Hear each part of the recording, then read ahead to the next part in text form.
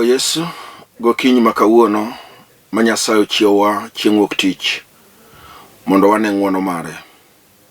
En thuolo maber mowinjore wagone Nyasachwa erokamano kuom gik manade ma Yesu osetimonwa gokinyi sani.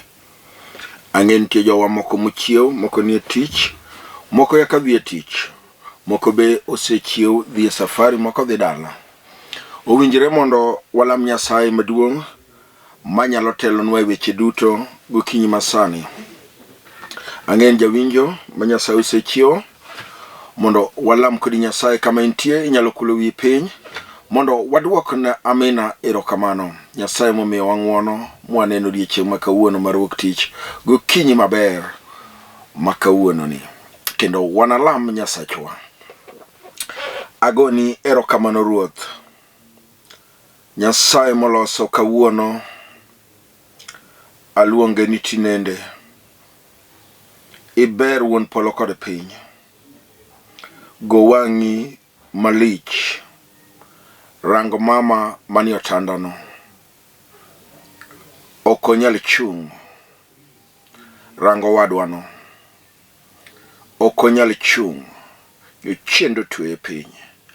Ng'wono mari, wach mari mager mondo chunge pien oyud ngima. Rang jogi manie wuoth, manie gari, manie safari. Bedo driver mar ndara. Nyasaye ka gichopo kuonde ma gidhiye, nyingi malich nobiro yudo teko. Wi kik wil kod owete kod nyimine mosebet piny mondo los winjo giwinjo ni Yesu Jehova iketo gi piny kod wach mane. Mi giwinjo maber mondo wach mwadhi puonjo kawuono okelo lokruok e ngimagi. Alamo mathoth e nying Yesu Kristo. Amen. En erokamano maduong' ni jawinjo ma Nyasaye oketo piny mondo wawuogo. Mawuoyo kodi kaka pile en Bishop Francis Opell mar African Revival Center of East Africa. Ane piny Kayole ka, kendo arwaki kanyo seche duto. Walemo Jumapil chakre saa 3:30 okinyi nyaka saa 8:30. Ibro yuda kanyo. Wach maduong' mar wuotho kilago. Kata ka wane kinde mag campaign, kendo wane kinde mag lokruok machielo mar pinywa e thurwaka. To Jehova ni kod mpango maber ma Nyasaye oluongago boketago ewi mesa. Ang'eyo kaka wiji odich, kendo nitie joma luoro osemako, kendo kata ka wan golweny mager to wigi paro weche mathoth. To kawuono adwa wuoyo kod ng'at achiel ma luoro osemako. Bed notuo to luoro osedonjo kuome. Oneno ka gima tuo neno nyalo nege. Bed nodhi dwaro tich to en kod luoro. Oneno koko nyalo yudo tijino nikech kinde mathoth osebet komanyo to koyudi. Adwa wuoyo gi ng'ama luoro osemako. Kata kodwa chako ohala to luor ni pesa nego bro lala, nikech osebet kochako hilni moko to ok dhi maber. Adwa wuoyo kod ng'ama luoro osemako. Be nosekelne nyako kata osewuoyo gi nyako modwa dakgo, to neno ka dakno ok nyal dhi maber koparo moko mosebetie chien. Wawuo kod ng'ama luoro osemako. Obed nyako moyudo ng'at ma wuoyogo, to luoro ma en go koparo moko mosetimorene. To kawuono adwa wuoyo kod ng'at ma Ruoth dwa bedo jakore.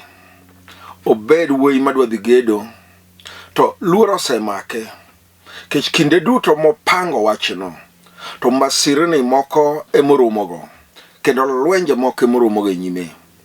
Luoro no kende osemiyo kinde mathoth gik mopango go kodhi maber. Wawuok kod ng'ama luoro osemako. Mok nyalo kata dhi pacho, kendo ko paro no dhi dala. To nitie jok moneno e nyime. Me wachno osemiye luoro. Luoro no kende osemiyo gik modwaro ok osetimore, kendo gik modwaro ok onyalo yudo. To kawuono adwa wuoyo kod ng'atno ma Ruoth dwa keto bubed jachir, kendo dwa loyo weche matek ma jachien osekete nyime. Bende gin weche manade mosebet kochandi. To nitie ng'at ma kodonje nyimi mumuli, to luoro lala, kendo lwenje dhi, kendo masiche wuok mbeleni, tidong' ke jachir. Lweny manie nyimi inyalo loye. Jomoko luoro osemako. Kata mane thurwa ka, kata kinde mag siasa gi. Gipenjo to ng'ato ane bro kalo adier. Awacho ni niya, nitie Nyasaye ma kochungo gi ng'ato to golo luoro oko, to ng'ato bedo jachie, to ng'ato loyo lweny. Ang'e weche manie nyimi. En luoro mosedhi kod ngimani kata nyathi. To kawuono adwa somo e wach moro matin ahinya, mondo wayud ni to Jehova opango nwang'o kawuono chieng' wuok tich. Aneno ka grube chokore, kendo ji ni kod penjo ma onge duoko. Kendo kata ka gidak e dala, to penjo go nyalo keso duoko. Nyathiwa ni nolal oko, karo luoro nomake momiyo lal oko. Nyathiwa ni nonyuol adier, karo jochiende mag mugumba ema nowinjo kendo omiye luoro, oparo no kanyalo yudo nyathi. Nyathiwa ni noted adier, luoro no osedonjone, omiyo kata yud ng'at maber, to ka luoro osebiro nyime, to chunye chido, kendo wach no ok nyal dhi kod pache. To kawuono adwa wuoyo kod ng'at achiel ma ng'uono maro maler ano ket jachir, kendo ano wach ni bishop weche miwuoyegi abro bedo jachir kawuono e nying Yesu. Kendo chir no kano donjone, to Jehova bro mule sane, eka nolo lweny manie nyime. Adwa wuoyo gi ng'at ma ano bed jachir, ma kata kotwe ene otanda, to ka wach ni odonjone, to onyalo ting'o wiye malo, ma jochiende ne kochung', mwach ni adier ng'at ni oseyudo chir. Chir emiloyo go lweny, kendo ngoche muma wachon ok nyal faulo, ok gidhi maber. Joma ngoche onge kargi, onge gima ginyalo yudo e nyim Jehova. Adwa wuoyo gi jachir, ng'ama bro neno jachien manie nyime. Mwachi ni kiwuoyo to jochiende gi oseketa piny, jochiende gi osetama gik mabeyo, gisetama e tich kata ohala, kata dak, kata nyuol jochiende gi odagie. Adwa wuoyo kuom Iblis. Kawuono idwa nyone ka ng'ato yie kuom nying achiel, nying Nyasaye maduong' manyalo duto. Mane nying makani yie kuome kawuono gokinyi sane, to ngima nyithindo go iloso, ngima dichuo no iloso, ngima jaodi no iloso, ngima tiji no iloso, ngima ohala no iloso, ngima ni wuon nyaka losi kiyie kuom nying Jehova. Mane ng'at mabiro gokinyi, nitie ng'at maluoro osemako, to adwa chungo ne Jehova, Nyasaye mok lokre, ng'ama ok dwa hongo, ok dwa soya, eni wuoyo kode gi chong piwang', kendo ng'ato wacho ne wach mowinjo, ae to kelo lokruok sano. Mano ng'ama jachir ma kata en kende ot, to wacho na sewinjo wach moro, ok abi luoro gimoro, kata ka jirani mago koko, kata ka jirani nena, to kata ka nyithinde manena, abro golo wich kuot. Ae oyudo gik modwaro. Tie gik ma Jehova oketo wi mesa.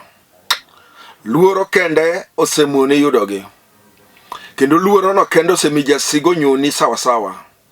Luoro miluoro go no osemiyo ji wuoyo kuomi marach. Nyaki bed jachir, be wach no aneno jachien go wang'a. Abro pimo ne Jehova ng'at manyalo duto, wach machando chunye kod chando ngimani. Me momiyo kawuono adwa wuoyo kodi e kitabu moro matin mar Jeremia 1 matindo 8 keko madwuoye mondo walam Nyasachwa ang'eyo gik madongo ma Ruoth dwa timo gokinyi sane, kata bed ni luor, kata bed ni osenyoni, kata bed ni wuoyo kuomi, kata bed ni tuo jwang'i, kata bed ni masiche romoni, kata bed ni galwanje mager, kata bed ni ohala mpodho, Yesu mwadwa chungo sane bro timo gik madongo. Wasom kodi ndiko siepna, kaw kitabu mari mondo wasom kodi gima Jeremia wacho 1 matindo 8. Kik iluorgi nikech abiro bet kodi kendo riti. Mano sauti mar Jehova. Kik iluorgi. Nitie ng'ama dwa chung' kodi osiepna. Nyasaye wacho ni kik iluorgi. Kik iluor jasigu. We luoro jachien, we luoro Satan. Kawuono go ichonge piny, we luor. Ni giki michako to giketho. Ohala mitimo giketho. Tich midwaro gimako. Onge gimoro madhi maber. Kidwaro dak giketho. Kidwaro nyathi gitweyi. Winji, we luoro gi. Nitie ng'ama dwa riti osiepna. Nitie Nyasaye marito ji. Okriti gi bishop, okriti gi pastor, okriti gi reverend. Winji, okriti gi mamau kata babau. Nitie Nyasaye majarit. En mosingo kawuono gokinyi obro riti. Idwa riti. Chung'ane motegno kawuono wacho no oyo. Asedak e piny thagruok, asedak e piny chandruok, asedak e piny lweny, asedak e piny koko, asedak kinyiera kijara kiwuoyo kuoma. Tasewinjo ka Jehova olero ni kawuono kik luor. Nyasaye oseneno kiluor ahinya, omiyo osejawi, oseyanyi, osepil kuomi, osewacho mamono, osenyone piny, ok inyal ting'o wi malo. Kichako gi kiteduoko, kiting'o wi tiketo piny. Owacho ni we luor kawuono chung'ane. Mama chung' ka dhako, osiepna chung' ka dichuo, nyathi chung' kawuono bro go chungi piny wacho no oyo. Okwa luor nyaka walo jasigu. Kawuono ilo jasigu nikeche ng'at mowacho no owacho ni ya ubro riti en Jehova. Luoro no kenda osemiyo ikoso dhi dala. Luoro no kenda osemuoni gedo. Luoro no kende osemiyo kinyalo limo ji. Luoro no kende omiyo kata kichako ohala to podha. Kech ing'eyo maler nitie ng'at ma mon kodi kendo kodwa ni giki odhi maber. Luoro miluorego no omiyo giki okwamo. Kawuono nyaka ibed jachir. Kendo kawuono nyaka iyie kuom Yesu. Kawuono nyaka igo chunge piny. Kawuono nyaka iwach ni Jehova wach moro. Kawuono nyaka ising weche moko. Ma ibed jachir ma weche ni yawre. Ang'e kumolor gigo. Luoro sekaw giki te. Kendo luoro miluor go no ose onge giri mosedhi maber. Nyasaye dhil gi jochir ng'ama luongo nyinge. Kawuono ng'ama no luongo nyinge Jehova ano bed jahawi. Kata sani iwinjo nade? Be ineno wachno? Wach madhi kod ngimani no, wach machandi no. Be inyalo pime ratiro? Inyalo pimo nege Jehova? Inyalo sieme karo chuni me wachno oyo kiwuoyo kuom luoro? An ma jochiendo oseketa piny, an ma winjo ka luor, aneno ka gik okwamo, aneno ka yore no moko. Luoro ma wuoyo kuomeni osemiyo jomoko dok chien, magi obet marach moloyo. To kawuono kaka rotera nitie ng'ama idwa gol e obadho mar Satan, idwa gole e lwet jachien, idwa gole e lwet jasigu, lwedo mosemaki moketa piny, makata kowuotho to mano tindo lokre neno kuome. Wacho ni jothurwa antie jomoko dwa naber, jothurwa antie jomalamo na tho, jothurwa antie jomalamo na rach. Kawuono kagokinyi apimo ni niya, nitie Nyasaye maduong' mowacho ni we luor obro bet kodi, ubro riti, ubro tingi malo, Jehova no bro pari, ubro tingo nyithinot, ubro tingo dala, ubro tingo tiji, kato ala mitimo, we luor. Luoro samia jomoko ngima gi obet marach. Luoro samia jomoko yore gi okwamo. Luoro no kendo samia jomoko gik gi ompodho. Luoro mo samia jomoko ringo bowe mwandu mathoth. Ka gineno jasige nyimgi. Kata samwa weni. Luoro samia jomoko loro dukni. Giwacho ni mita piny Kenya nyalo bet kod koko. Jomoko seweyo gik moko. Luoro ma wuoyo kuomeni. Omiyo jomoko sani uso geche. Jomoko sani dar.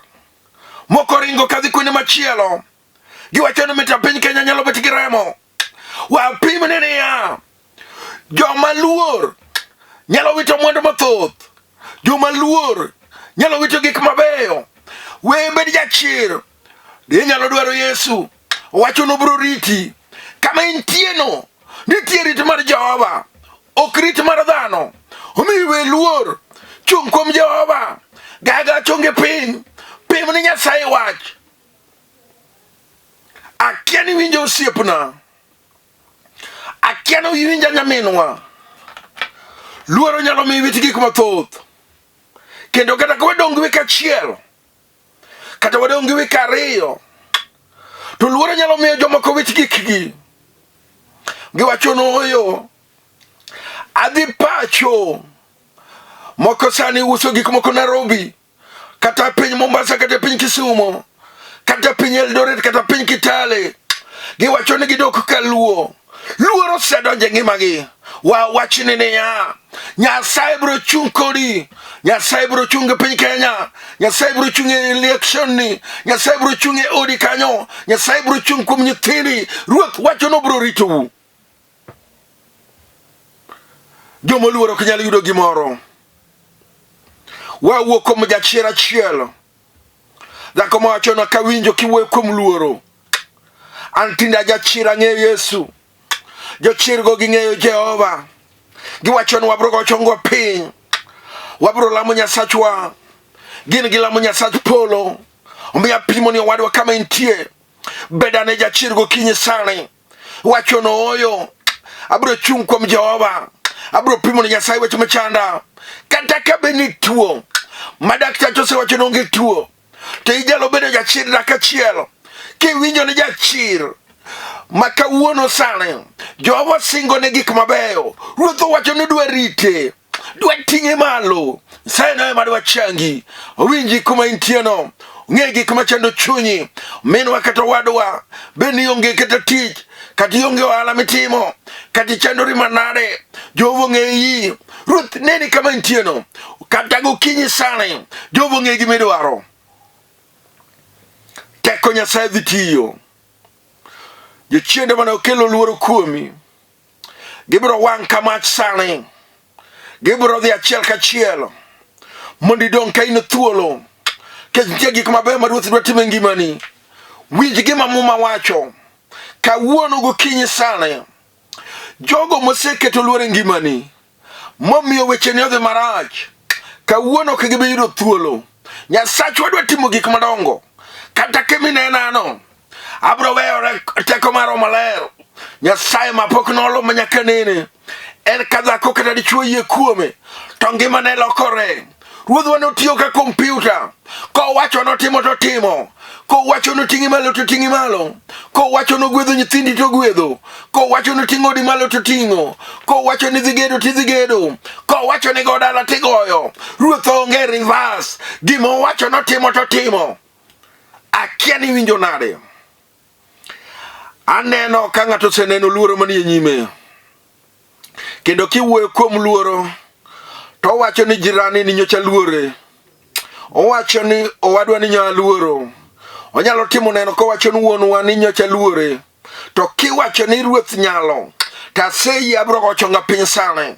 Mondo Jehova keta jachir mondo Lolwe. Nitie lweny mager manie nyimi. Ma jok maluoro ok nyal loyo. Iloyo gi thuondi jok mok goche. Ma ka ng'ato yie kuom Jehova to nyalo loyo wach matek manie nyime. Akia ni winjo nade osiepna. apako kod Yesu maduong'. Ang'eyo Nyasaye malich manigi teko. Ang'eyo ruodh ngima, ruodh amina. En ng'at moklo ma nyaka nene. En ka ng'ato yie kuome to nyaka bed jaloch, nikech en mowacho norito ji, en mowacho nogwedho ji, en mowacho noting'o ji malo, en mowacho noparo ji, en mowacho notimo gik madongo. Mano Jehova mowacho. Wasom kod muma mondo walam. Aneno ka ruoth terowa matek. Roho ma Nyasaye wuoyo kodwa malich. Jehova no ok riambi. Owachi aboro kama: kik iluorgi, nikech abiro bet kodi kendo anariti. Ruoth Nyasaye ema wacho kamano. Mano Nyasaye mawuoyo. Kik iluorgi. Ang'o momiyo iluor? Iluoro wadu no nang'o? Iluoro wuonu no nang'o? Iluoro jirani nang'o? Iluoro mama mulo kogo ohala no nang'o? Iluore nang'o? Kik iluorgi, nikech an Ruoth Nyasaye ema biro riti. An Jehova ema dwa riti sani. Nyasaye osekawo mamlaka. Odwa rito ngimani. Owacho niya, we luor. Awuoyo gi ng'at achiel moketo luoro piny, kendo kawo kap maluoro, sanduk maluoro, bag maluoro, oseketo kando. Wadwa wuoyo kodi, ng'at ma jachir. Kawuono luoro onge. We luorogi. Kata ne giwachono kidog dala, ibro dok. Kata ne giwachono kinyuol, bro nyuol. Kata ne giwachono kited, bro tedo. Kata ne giwachono kini yud tich, bro yudo tich. Kata ne giwachono kini dag, bro dak. Kata ne giwachono nyithindo ok nosom, bro somo. Kata ne giwachono nyithindo ok noyud tich, bro yudo tich. Kata ne giwachono kini nyiew lo, ibro nyiew lo. Kata ne giwachono kini yudo ot, ibro yudo ot. We luoro gi. Gik mane giwachogo ok nyal yudo teko.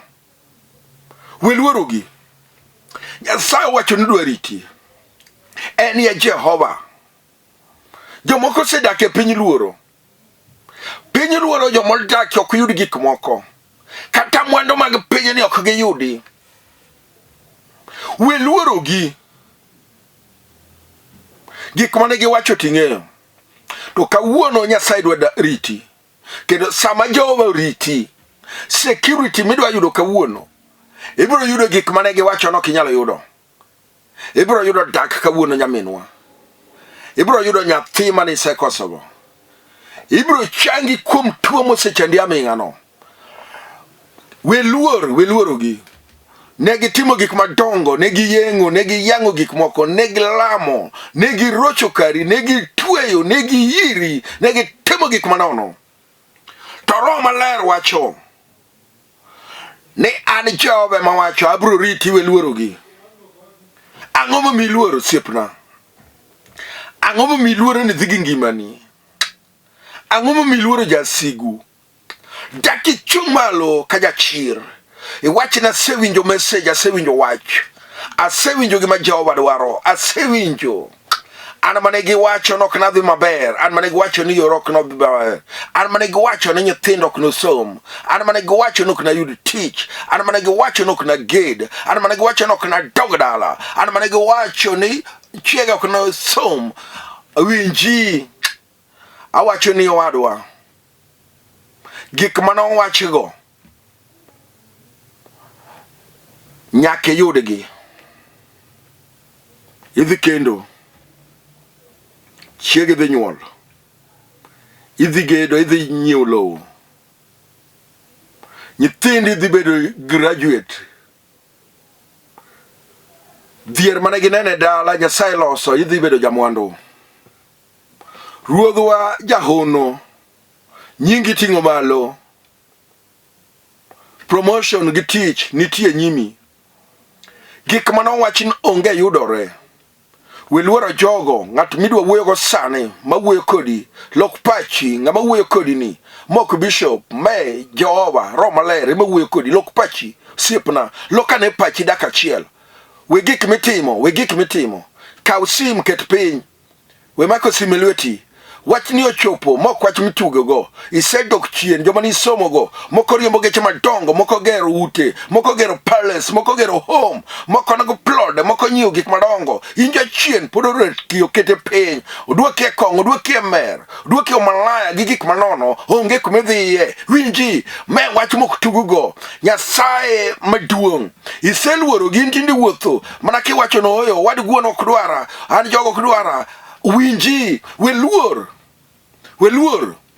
adhi lamo Nyasach hono mama keta simpiny ne wach maweni wach ni oingo gik mineno go lok pach we gik mitimo ket wach no piny bedana piny daka chiel luoro no iwuok sani nitie jachien manie nyimi moseramo owacho na kodhi maber odok dhi maber me wach mokela kai gokinyi sani nitie jachien mar luoro mosemiyo karuodhi marach magikwa kwamo winji gima wacho nitie Jehova sani mama kata wadwa gaga chongi piny mundi pim ne ruoth wach adhi lamo Nyasach hono Nyasaye manigi teko ruoth manyalo duto Jehova mina ngat manyinge pokolokore entie kawuono ndalo duto kadi chuo kana dhako yie kuome gi nyathi to ngima gilosore yore gi yawore sani jachien maluoro dwa wuok e nyimi Jehova wacho ni kik iluorgi iwinjo weluor ting lweti malo kama intieno mak TV go chonge piny nyalo nindo kata uma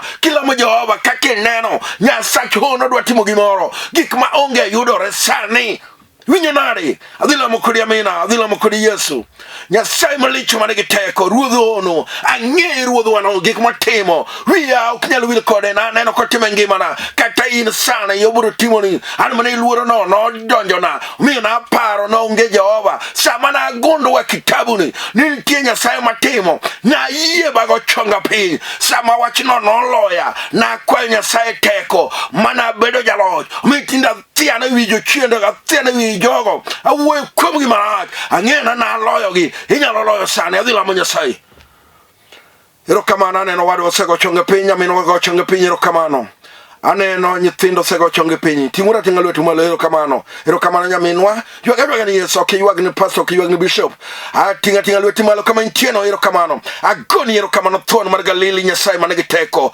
osebedo jaluoro kuom kinde mang'eny omi gik mabeyo kod malich oseba ngimane kawuono loch mar polo gi piny aneno kiyawo sto kama oting'o mwandu gi gik pinyni miyo rwake kanyo Jehova mondo miye gik ma chunye gi ringre osechando osebedo jaloch nikech wach mowinjo omiyo bedo jaloch kendo loyo jachien kawuono gokinyi sana ngimane mondo losre ochak wuok tich gwigine maber ka yorene duto gonyore e nying Yesu Kristo amen. Glory to Jesus. Agoni Nyasaye malich erokamano aneno ka yori yawore kendo giki iselo jachien kik ibed gi luoro kawuono Nyasachwa emoloyo ok iluor kendo iseyudo gik ma Nyasaye dwaro bedo godiochieng' maber bedo godhiambo maber bedo gokinyi maber ng'wono Nyasaye mondo umi kama intie ma wuoyo kodi en Bishop Francis Oduor Opell mar African Revival Center of East Africa ane piny Kayole adake Komarok ajalega jamor ng'iya Nyasaye maduong' moloyo arwaki e kanisano namba na mar sim en 0720 86 39 11 0720 86 39 11 gaga namba no saya ibro yuda e wach moramora kata in kanye abro konyi kod lamo kendo ibro bedo jaloyo ng'wono ma Nyasaye mondo umu wiok no wil go jogo mosechung kodwa kik iluor kwe mar Yesu mondo bed kodu amen.